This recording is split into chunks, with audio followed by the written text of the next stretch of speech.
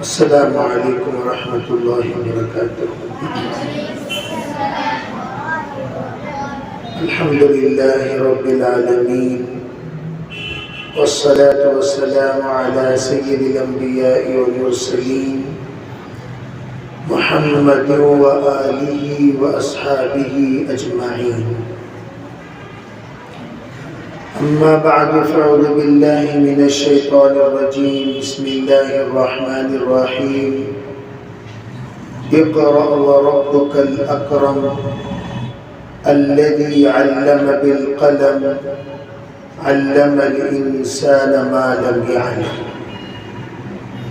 اللهم أيدنا بتأييدك، اللهم أيدنا بتأييدك، اللهم أيدنا بتأييدك یا رب العالمین۔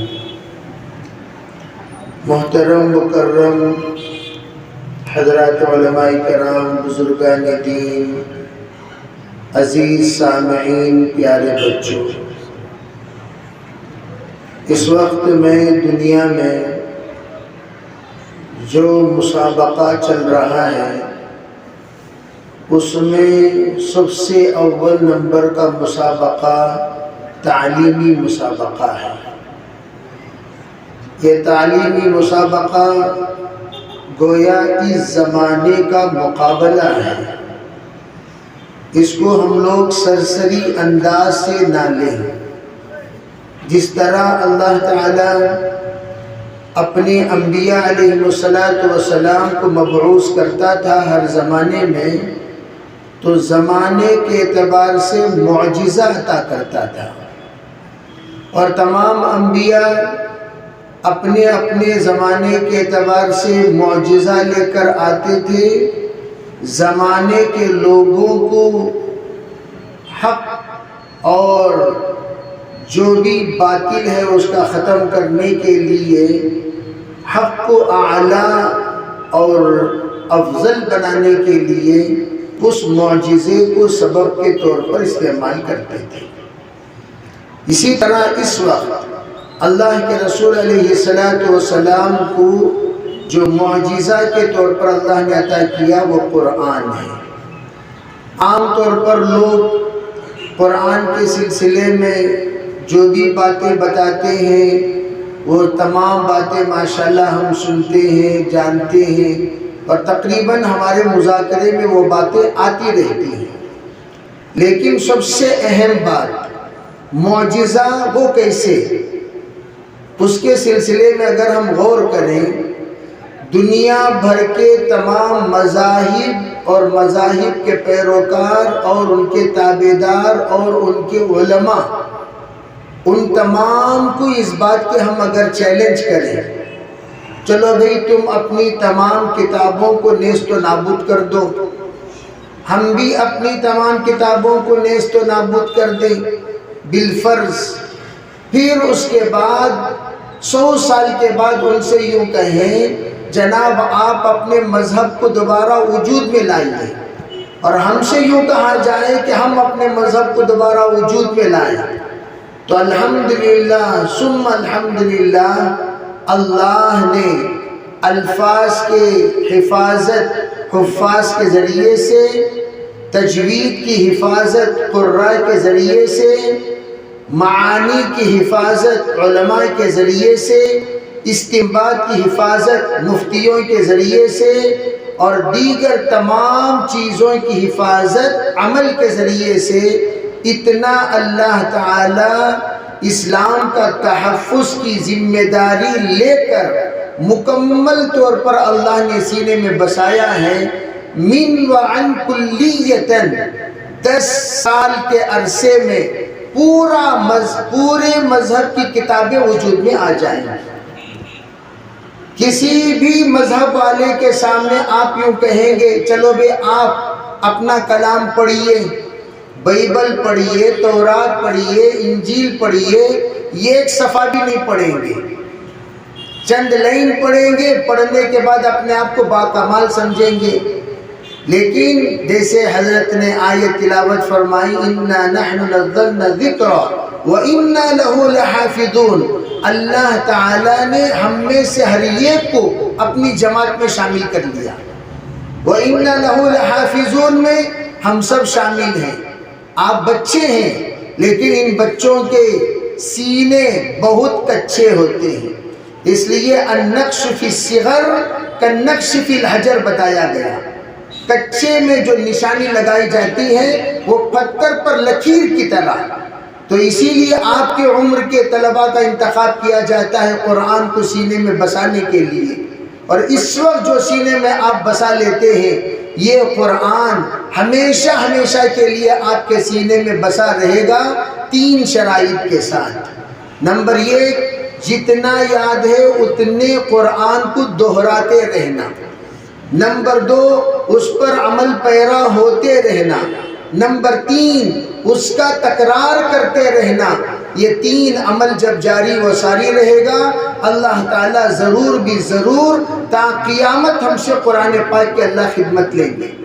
اس لیے میں پیارے بچوں سے اس بات کی درخواست کرتا ہوں کہ آپ حضرات اس بات کو اچھی طرح سمجھیں کہ ہم جو اس وقت میں کام کر رہے ہیں یہ کوئی معمولی کام نہیں ہے۔ اللہ تعالیٰ انشاءاللہ ایک وقت لائے گا کہ ہمارا اس قرآن کی ترجمانی انگریزی زبانوں میں آپ کو سائنسدانوں کے سامنے، دنیا داروں کے سامنے، اپنے ہم وطن بھائیوں کے سامنے، غیر ممالک کے سامنے، دیگر تمام احباب کے سامنے جس وقت کرنے کا موقع آئے گا اللہ تعالیٰ آپ کو کھڑا کرے گا۔ صرف ہمارا ذہن اس حد تک محدود نہ رہے، قرآن یاد کر لیے، پڑھائی ہماری مکمل ہو گئی، پھر ہم اپنی اپنی نوکریوں میں لگ گئے، نہیں، آپ کے اوپر ایک بڑی ذمہ داری آئے گی۔ اپنے کام کے ساتھ، اپنی ذمہ داری کے ساتھ انشاءاللہ پورے عالم میں قرآن کا پیغام کو پہنچانا، قرآن کی باتوں کو پہنچانا، قرآن کے شکوک و شبہات کو دور کرنا۔ اسی لیے میں اکثر ساتھیوں سے عرض کرتا ہوں، ارے بھئی ہم لوگ سیرت بیان ان کے سامنے کرتے ہیں جن کے سامنے پوری سیرت موجود ہے، جن کے سامنے سیرت ہی نہیں ہے ان کے سامنے سیرت بیان کیا کرو۔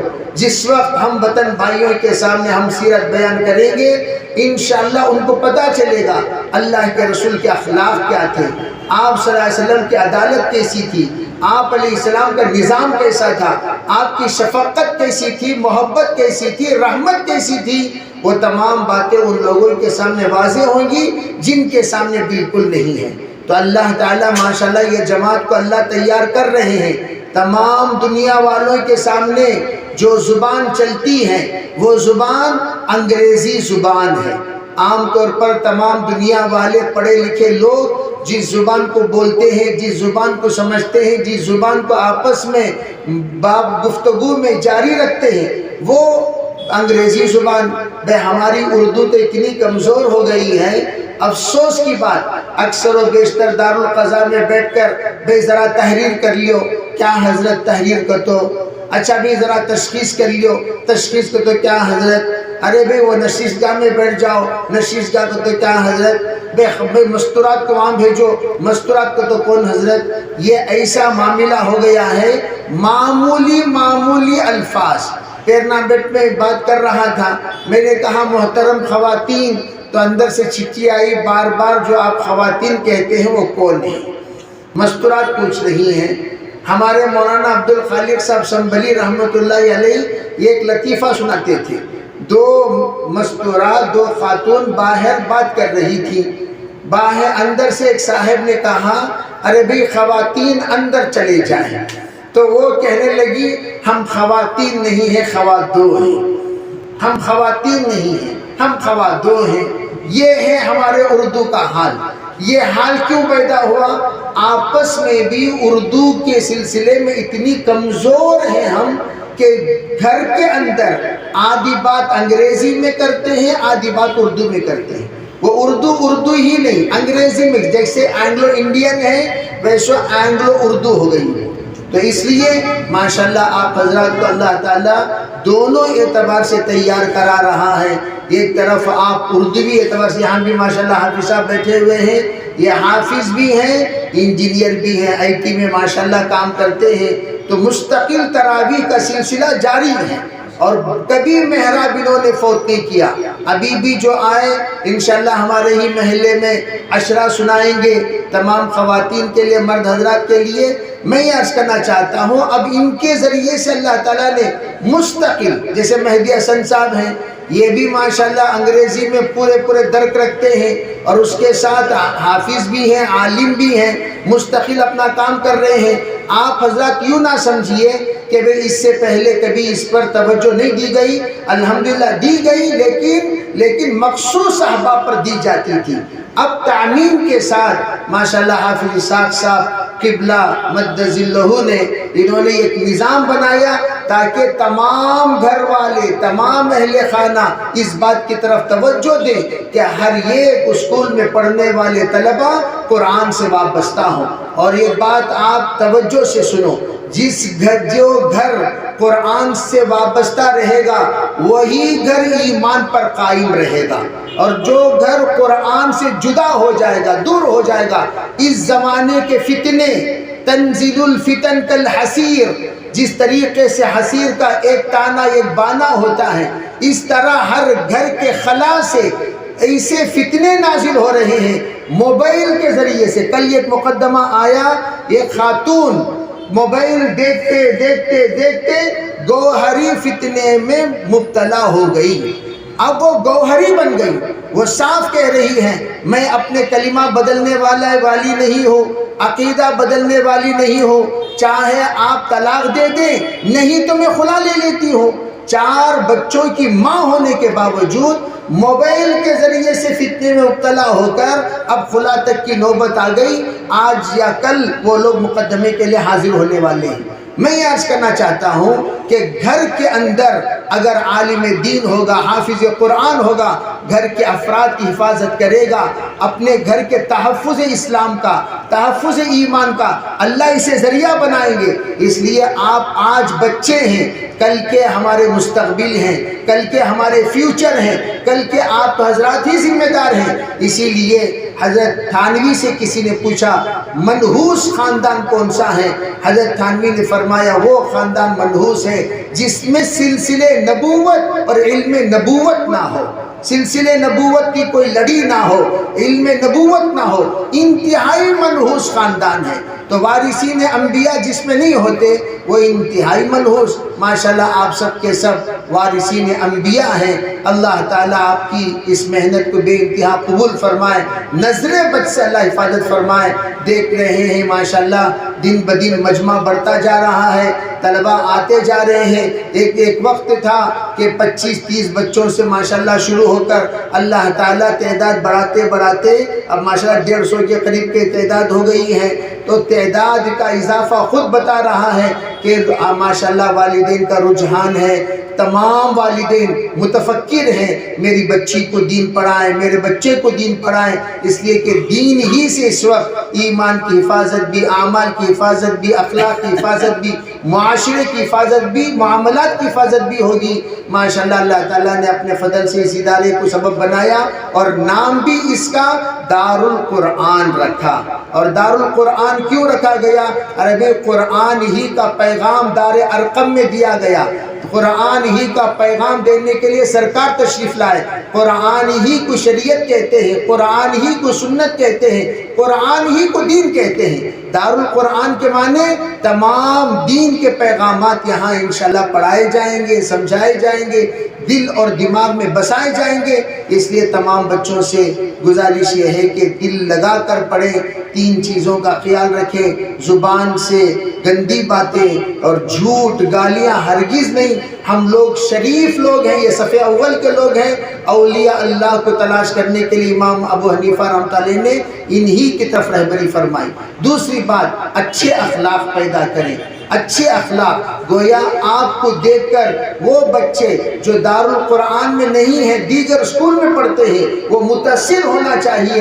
ارے بھائی دیکھو ماشاءاللہ کتنی اچھی انگریزی بولتے ہیں، کتنی اچھے قرآن پڑھتے ہیں، کتنا اچھی ماشاءاللہ ان کے اخلاق ہیں، کتنی اچھی عادتیں ہیں۔ تو بڑوں کی عزت کرنا انشاءاللہ یہ اہتمام کے ساتھ کریں گے آپ حضرات سبب بنیں گے 150 ہیں 1500 بچے آنے کے 1500 بچے آنے کے آپ سبب بنیں گے آپ میگنیٹ ہیں وہ سب کو جا جا کر کھینچ کے انشاءاللہ لائیں گے اللہ تعالیٰ اس ادارے کو نظر بس سے حفاظت فرمائے اللہ ترقی نصیب فرمائے پڑھنے پڑھانے والوں کو بے انتہا قبول فرمائے اللہ تعالیٰ ہر طرح کی ضروریات غیب سے پورا فرمائے اور اللہ تعالیٰ دن دگنی رات چگنی اللہ ترقی عطا فرمائے وآخر دعوانا الحمدللہ رب العالمین جزاکم اللہ خیر الجزا